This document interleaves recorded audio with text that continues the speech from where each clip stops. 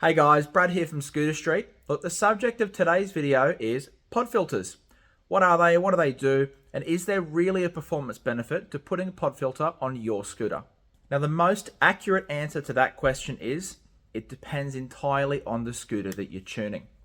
Now, to go more in depth, we're going to have to discuss what it is that a pod filter does and what it is that it does differently to a factory airbox. Now, a factory airbox, like the SR50 airbox I have just here, has an inlet and an outlet. So the engine draws air through the inlet. It passes through a foam filter, which sits in the middle of the airbox here behind the cover, and then it passes into the engine through the outlet. All pretty simple. Now, the rate of air that the engine can draw, this is the volume of air by the amount of time that it can draw it, how quickly it can draw a high volume of air, is largely controlled by the inlet. Now, you'll see on this particular airbox, this is not uncommon for most 50cc airboxes. The inlet is actually quite small.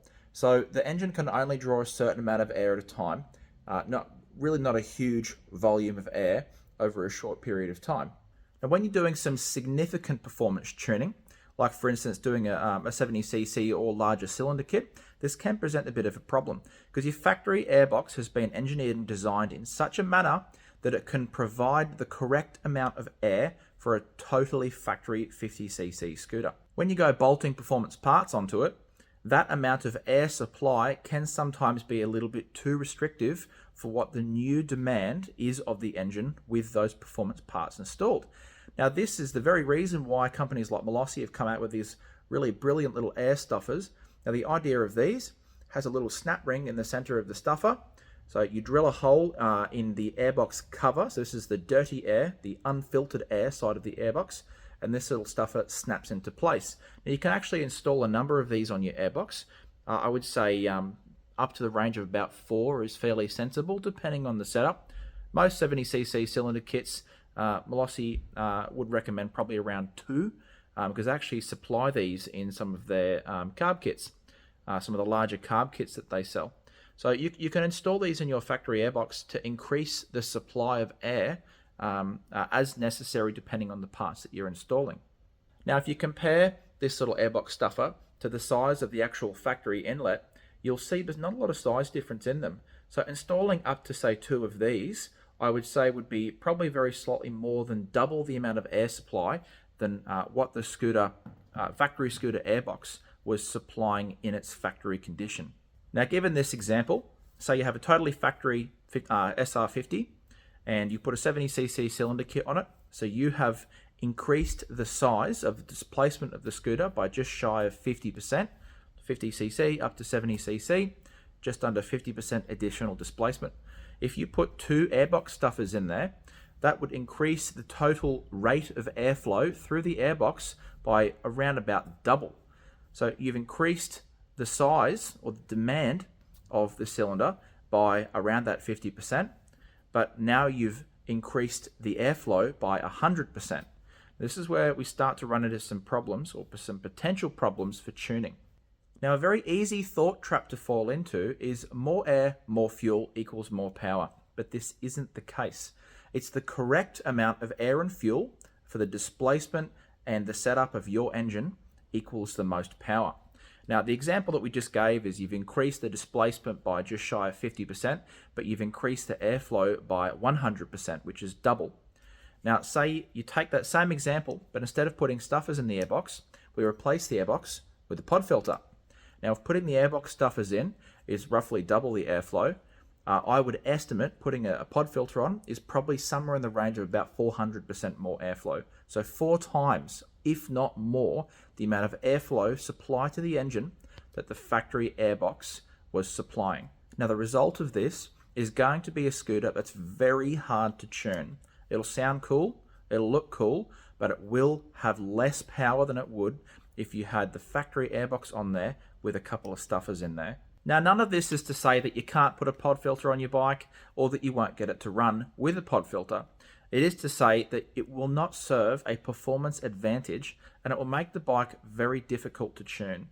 Typically, pod filters also make the bike far more sensitive to atmospheric changes, say changes in temperature and humidity throughout the year. You'll have to be continually doing jet changes to adjust the tuning according to the temperature changes throughout the year to keep the bike running properly. So at this point, you may say to yourself, well, it sounds like pod filters are terrible. Why would I run one at all? Pod filters are not terrible. They serve a particular purpose, and that purpose is primarily for racing setups. Say you have a full MHR Malossi single ring cylinder kit with a race exhaust, you have a 21 or larger mil carby, then a pod filter is virtually a must. The reason for this is it goes on supply and demand. So for the same reason that eating the diet of a bodybuilder doesn't make you a bodybuilder, slapping a pod filter on your bike does not make it a race bike. You need to have a race setup, then run a race filter, which is a pod filter. You need to have the demand for the supply. Most 70cc full racing cylinder kits, this is anything that's single ring, will require a very large exhaust, a large carb, and a large amount of airflow. And this is where pod filters really shine. A good race setup with a pod filter will run excellently. It'll have excellent off-the-mark torque, it'll have excellent acceleration through the mid-range, and it'll have excellent top-end torque because the engine requires the amount of air and fuel that the pod filter and the larger rest of the setup is supplying. Now, maybe you don't have a race bike. Most of us don't, let's be honest. I don't want to completely discourage you from trying a pod filter if that's really what you want to do.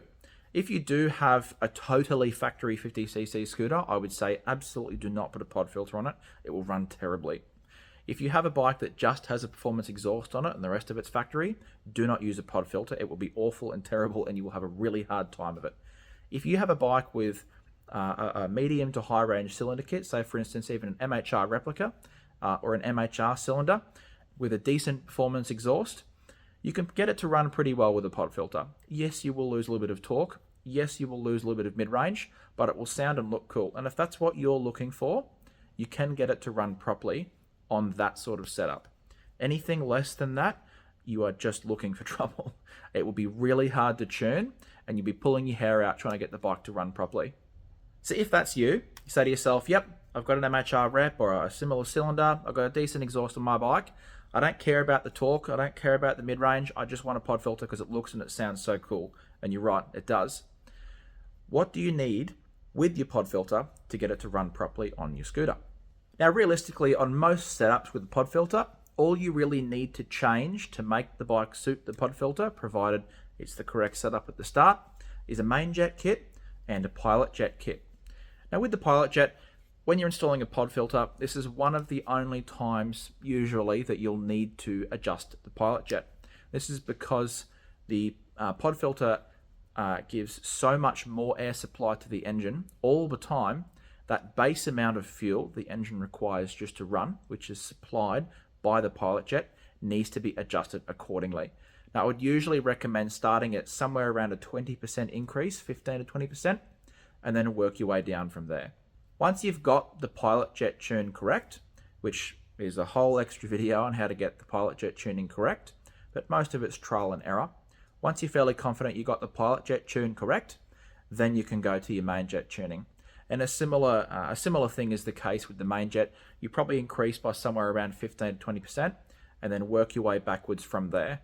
Always start high, work your way down. That's the safe way because running rich doesn't seize pistons, running lean does.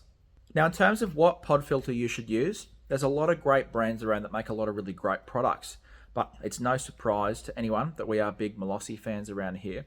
And our two personal favorite pod filters that we've used from quite a bit of experience with some different brands and different filters are the Malossi E5, number one. Now, this is a great little pod filter. One of the great things about this filter is you can get a little removable cover for it. Now, the reason that this cover is so great is if you're out somewhere and you get caught in a really dusty area, or mainly if you get caught in the rain, you get stuck out somewhere, you're already out on the bike and it starts raining, you can keep one of these really valuable little covers under the seat, chuck it on, and it's going to keep most of the water out of your pod filter, particularly if you're not running a rear mudguard on your scooter. Now, our number two favorite pod filter is the Malossi E13. As you can see, I've got a couple different E13s here. These are such a great looking little pod filter, and they really do a trick if you have a high performance scooter, which is really what these are. These are a full MHR filter full high flow, and if you have a race setup, this is what you want to use. Absolutely 100%. But they come in a couple of really cool little variants. Have the shorter angled variant, and then the longer, taller one. Really sort of a bit more racy looking, this one. Whereas particularly on scooters like a Piaggio Zip or SR50, where sometimes you're a little bit restricted for space up under or above the mudguard, underneath the rear of the scooter. These can be really great because, as you can see with both of them, the connection mouth is offset.